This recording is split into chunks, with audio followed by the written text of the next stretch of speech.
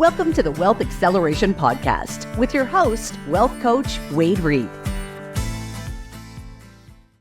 Hey, Money Masters. It's Wade Reed here for another episode of the Wealth Acceleration Podcast. And today I have a special guest with me. It's my lovely daughter, Emily. Hi, guys. Hi, Dad. I'm so glad you're here with me. I'm so happy to be here. This is so exciting. It ought to be, because you've never been on stage like this before. I know. I've never been on a podcast. I've always wanted to, but now I get to. You're famous. I know. Literally. Just call me Ryan Reynolds. Ryan Reynolds. As the first female version of Ryan Reynolds. That's the first name that popped in my head. More like Blake Lively, probably. But that's the first name that popped into my head. Blake Lively. Okay. Right on. I'm famous. So I brought Emily on today because she's 19 years old. So she's a young adult. And since about the age of 5, I caught on to a lot of the principles I've been sharing with you guys and been trying to train into her these positive mindset principles, ways to work through difficult emotional experiences, and a positive upbringing about money, being open about the dialogue of money and what it is, how it works, how to deal with it. And now she's able to actually practice these principles as a young woman. And so I wanted you guys to have some perspective on what it's like, both from a parent's perspective, trying to instill these principles, as well as, and more importantly, the child's perspective on what it was like growing up with some of these positive principles. So Emily, that's our topic. What are you thinking about money right now? I think that it's about to become my entire life. As I'm getting older, I'm about to serve an LDS mission, so I'm kind of going to be hiding away from having to focus on finances and providing for myself for a little bit. But as I get into, going into college more, I just finished my first semester at Weaver, and I paid for it myself. And it wasn't that expensive, but it was enough that I had to be thinking about it. It completely drained my savings account because I had been... Check yourself on that. That is not true. It felt like it drained my savings account. I saw Bingo, pause. Felt like. It felt like it drained my savings account. I felt like a lot of the money I'd been saving up that my dad had been putting in my savings account was gone. And it was hard. I was there was a pit in my stomach and I was like, oh, is this really worth it? But then it gave me more motivation as I went through that semester to remember that this is my education. So I ended up with a 4.0. Because I knew that I had paid for it. But then continuing on, I know I'm going to have a career that I'm going to be trying to pursue and a family that I'm going to help provide for. And it's just going to become my whole world but I have to provide for myself, and I don't have parents that just always have food in the fridge and have all the bills paid for and everything. Wow. Yeah. That was a big deal. I was a part of that with you. We worked through what it was going to cost for the first semester. It was around $2,800, I remember. This is a university about 20 minutes north of us. They're a smaller university. They're very friendly to just providing a reasonably priced education. So that just may shock you guys. $2,800 for a semester of school is really reasonable. Many bigger universities are paying $10,000 a semester, which is crazy, a lot of money. So you made a big adult-like decision for the first time, and there was kind of an emotional turmoil, and we're still dealing with the topic of money mindset this month. And so talk me through a little bit of the scarcity thinking versus the positive, abundant thinking that occurred with that. So I think a lot of what happened before I started really thinking about saving up is, you kind of just go through high school, you go through your younger years, you're earning a little bit of money, doing odd jobs, neighbors, around the family, and at least that's been my experience. And you realize you do have a little bit of money to spend. However, in high school, a lot of my friends were earning a lot more than I was, so they would eat out a lot, and I would just join them because for the experience, I wanted to, we would go to Cafe Rio at least once a week, or we would go to Zao or a bunch of different restaurants like that, and we would pay $11 to $12 a meal. Every time I bought something, I would just have this pit in my stomach being I don't know how much I'm spending. And I know that I probably have around $100 in my checkings account, so I know that I can afford this, but I actually don't know if I can afford this because I actually don't have a budget, so I don't know how much I'm spending. So I just had to guesstimate completely. And it made me really nervous, and it made me feel like every single time I bought something, I shouldn't be doing this. I shouldn't be doing this. I can't spend any money because, I don't, I should be saving up, but I still kept doing it because for the experience, you want to enjoy being with your friends. You want to enjoy, going out and having those experiences and then transitioning to the last few months, having a budget for the first time, I've been using my dad's, the sheet that you provide for the spending tracker and planner. Yeah. And it's been so much better. I've realized I do spend a lot of money on food, but that's okay because part of what I want to be spending money on is food, because it's going out to lunch to catch up with friends or going out with one of my siblings to connect with them. It's rarely like, oh, I'm starving, I'm just going to go get McDonald's. It's a lot of the time it's really deliberate, but it also makes me aware that if I don't need to eat out, I'm not going to eat out. And I realize, I feel like because food is the main thing that I spend money on. But then when it comes to gas, I know how much money I'm spending on transportation. I know how much money I'm spending on like clothes when I go shopping. It helps me be honestly more deliberate and intentional about every single thing that I do. And then it completely frees my mind to know what I'm spending and end up saving more money and creating a more abundant life. Awesome. Yeah. So it sounds like, and I remember this, there were times when you'd be like, Dad, my friends are all going out to lunch. I don't have any money for that. And I'd say, well, let's look. Let's just open up your bank accounts. You've got savings that we've been setting aside for you, that you've been setting aside for yourself. You've got money in your checking account that's available. How would you actually know what's available? Well, I don't know, Dad. I don't have a plan, right? I would say things like, well, it's as simple as deciding for yourself, am I okay with $50 a month? Am I okay with $100 a month? And once you've made the decision how much you're willing to spend, then you should feel free to go do it. Yeah.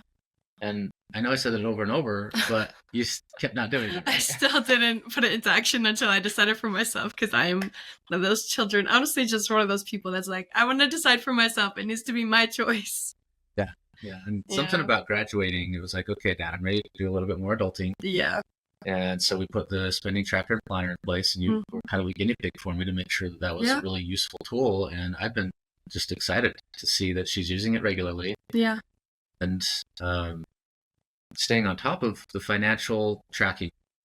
Just the other day, we were talking about tracking, and my wife said, cash, or track your money so you can stack your money. And I was like, that's brilliant. So guys, here's a fun phrase for you. You got to track it to stack it. Genius. You got to track it to stack it. So thank you, Catherine, for bringing that to my attention. If you're listening, I love you, and I'm grateful for your insights. So let's back up a little bit. I have this very distinct memory driving down the freeway with you in the back seat, probably in your car seat, maybe a booster seat, because you're probably 5, 6, 7 years old. And our son, your brother, my son Johnny, he's 17 months younger than you. You guys, I think we're in the car at the same time. And one of you was having a rough time. And I had learned this tool called completing the conversation. Yep. And I wanted to start instilling this tool and this skill set into you, because so many of us as adults, and all of you listening, I'm sure you can resonate with this. There are times when you just feel unsettled about something. You're upset. Negative emotions are happening. And then they kind of calm down, but then something triggers it and it comes back up. And then it calms down for a while and then it triggers and comes back up. And we're often doing that because we've had an incomplete experience with the emotion and the words associated with it. We haven't put some sort of definition or language around it. And one of the things I learned was to follow through that negative emotion to what comes next, and then what comes next, and then what comes next. So I can't remember exactly what it was. Let's just say you were feeling hysterical and whining and crying. And I would say something like, Emily, so how are you feeling right now? I remember this. Me and my brother joke about it. We were so annoyed, but it honestly has been so helpful, because in those hysterical moments, I would say, probably annoyed. Annoyed. Okay, so you're feeling annoyed right now. And after you are done feeling annoyed, how do you think you're going to feel? Calm. Okay, so you might feel calm. Is there any other words you might feel? I might feel a little better. A little better. Okay. So after you're done feeling annoyed, you might feel calm or a little better. And after you start to feel a little bit better, how might you feel? Okay. Okay. And after you're done feeling okay, how do you think you'll feel? Happy. Happy. Okay. And as you feel happy, how do you think that'll go? It'll be awesome. So guys, it's as simple as that. It's almost silly and ridiculous, but at the same time, it's so powerful to complete the conversation. It's not, I feel bad or I feel good. There's emotions that happen in between that as well. Think of it like a stone.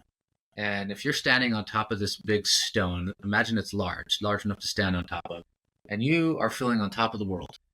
Like your arms are way up in the air and you're feeling so excited. It's a great day.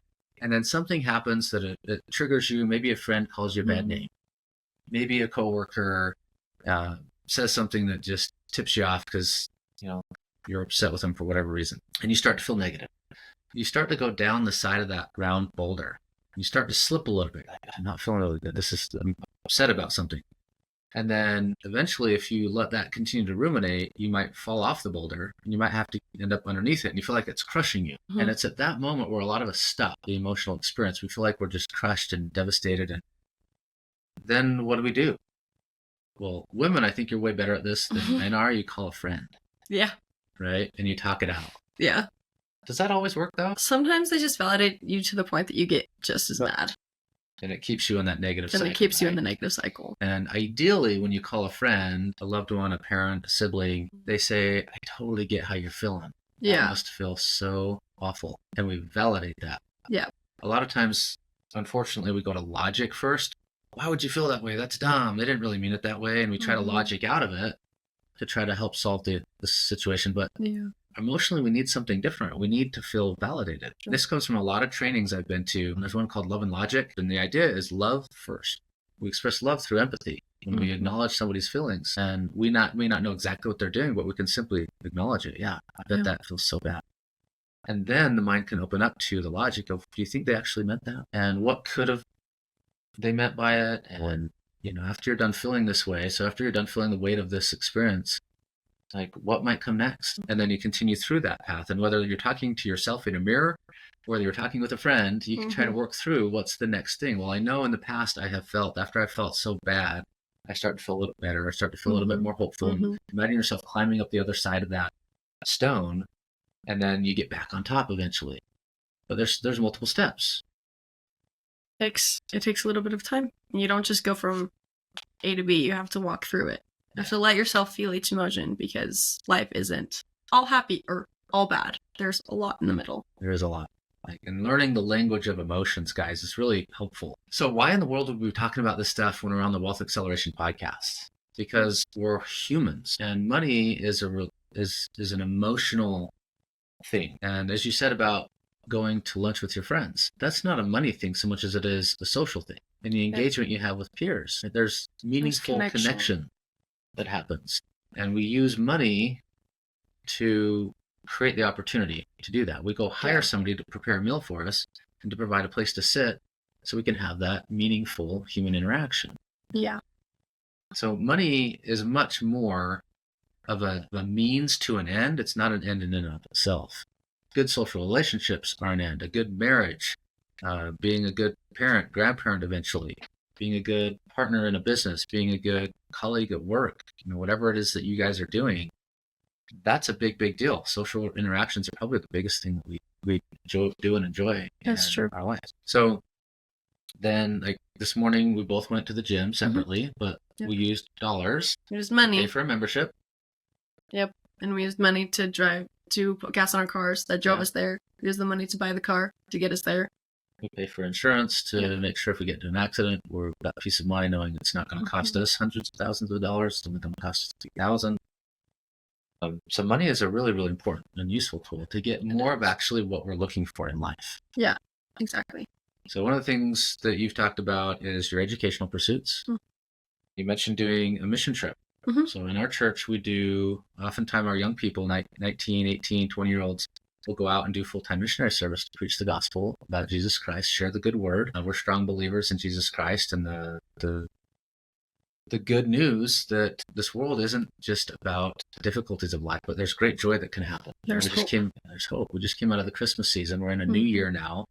There are so many reasons to hope. We have such a bright future ahead of us. And in our view, our belief in God, so the spiritual aspect of life, we've talked about physical, social, we're talking about spiritual things, having a higher power to believe in and principles that can govern our life and our choices, like the golden rule, do unto others as you would have them do unto you. Yep. And when you live by principles like that, you generally have a more abundant life. We don't get so sucked into the negative aspects that so many other people are blaming society, taxes, politics and whatever else for their Yeah. circumstances, but we feel empowered to kind of choose our own way and to be the masters of our destiny. So That's very true. talk to us a little bit about your future, and how you see the money that you've saved up and might be earning. How do you see a bright future? Well, I think with the skills that I've obtained in school, which I'll be able to pay for myself pretty far, I think, with support from everywhere. But with the abundance mindset that I have, I know I'll be able to pay for school to get me to a career that I want to pursue, which ultimately is dance education. I want to be a dance teacher. I want to teach kids with special needs. I want to help the world in that way. But I think in the future, that will be able to help me with providing for my family. Me and my friends call it a mom job, something that we can do on the side too. Because ultimately, I want to be a homemaker. I want to stay at home and take care of my kids and create an environment in my own home that is abundant and that is bright and full of light and truth, and being able to have the abundance to both create a career that could support me if something happened to my husband, as well as doing something that I love, and just everything in my life, having this abundance will ultimately help me so much. So as we were starting this podcast, before we started recording, you talked about this idea of being self-sufficient. So your mom and I have been training you on the value of education. Education brings the ability to have marketable skills, things that you know how to do effectively so that you can go work for somebody, or perhaps start your own business at some point. So dance and dance education. You've been a dancer. You've worked for a dance company locally. What have you noticed about how these moms are running that business that's inspiring to you? I think how much they love it. I think it's really cool that, like, I've seen the stresses behind it. I've worked really closely with the owners. They're some of my favorite people. And I've seen that there's like a lot that goes underneath the surface, but ultimately they do it because they love it. They've found so much purpose and joy in what they're doing, despite the casualties that have happened and despite trying to put together this small little dance studio that just keeps growing. But there's just been so much joy and purpose, I think, that they found. So these moms don't have to work. They're trying to do something for their own kids, but also providing for hundreds of other kids in the community. So you've been a part of that. Our boys have been a part of that. So businesses are beautiful things. Businesses provide solutions for communities. They offer job opportunities for people. So there's probably a dozen other moms, right? Who are educated women who have a love for dancing, who have their own kids in the dance classes, and who are the choreographers and the teachers for these kids. What's the age range? Like 5 up to 18 or so? I think we have a mommy and me class, so literally like 1.5. Yeah. That like the moms will dance with their little kids up to, I just graduated from it as an 18-year-old. So they have a whole range. I think we have around 20 moms, and I think it's beautiful because they get paid for doing what they love. They get it. We also have like adult classes, so they get to dance themselves, and they get to have their kids have a community, have a place to go. They've provided this resource that has helped so many kids around Layton and Kaysville and in all the little cities in our area. Yeah. So there was something else we were talking about related to partnerships. So self-sufficiency, learning skills that are marketable, looking at the behind the scenes of how these women are doing this business. So as you consider doing that yourself, you'll have some ideas already of how to do it. And then like, as you get married, what do you think the role of your understanding of money and business, how will that play into your communication with your future husband, dealing with the responsibilities that come as a married partnership? Well, I think already having an abundance mindset, I'm going to find someone with a similar mindset. I don't think I'll marry someone who has been in poverty and has stayed in poverty. I think if they've struggled, then they've come over the top and they know what it's like to save their money and to be smart about what they're doing, and who knows the important things in life. And I think that'll come into my future marriage, where we'll discuss what we need to save and what we need to what we want to spend our money on, and the priorities in our life, whether we want to if we want to travel more often, or if we want to do adventures at home, or if we want to save up and buy a bigger house or whatever we want to do. Yeah. Having the abundance to know and mindset to know that we're working together, that we're in control, that we know what our goals are and how we can accomplish all of those together. Love that. So the abundance mindset is one of growth. It's like being proactive. We're big fans of Stephen Covey and his 7 Habits of Highly Effective People. There's a teen version of that you had a class about, right? Yep.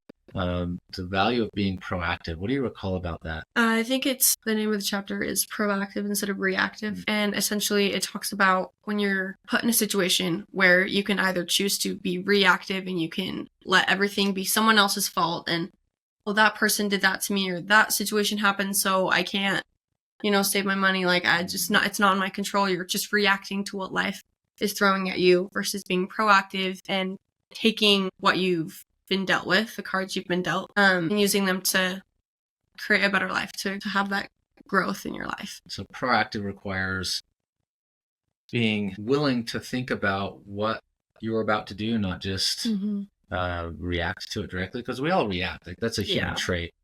But Stephen Covey says between stimulus and response, this is like in the body, there's nerves and nerve endings. And at the end of a nerve ending, it's called I think it's a dendrite. So there's a gap between the ending of a nerve and the next nerve. And in that gap, there's a choice. There's an opportunity for us to choose. So between stimulus, the thoughts, the situations causing the emotional state, between that and your action, there's a choice to be proactive or reactive. And so, guys, if you choose proactivity, you're more likely to see things for your benefit as opposed to happening to you. In the last episode, my friend Trey and I talked about things happening for you rather than to you. And if we can shift just that one word and ask the question, why is this happening for me? It helps us to stay proactive. It helps us to stay abundant and to believe that there's a silver lining in it, that we can find some solution that'll make us even better than we were before because of that. This goes back to our gym experience this morning, right? The stress we put on our bodies allows our muscles to get stronger. And if they don't break down a little bit, they will never get stronger.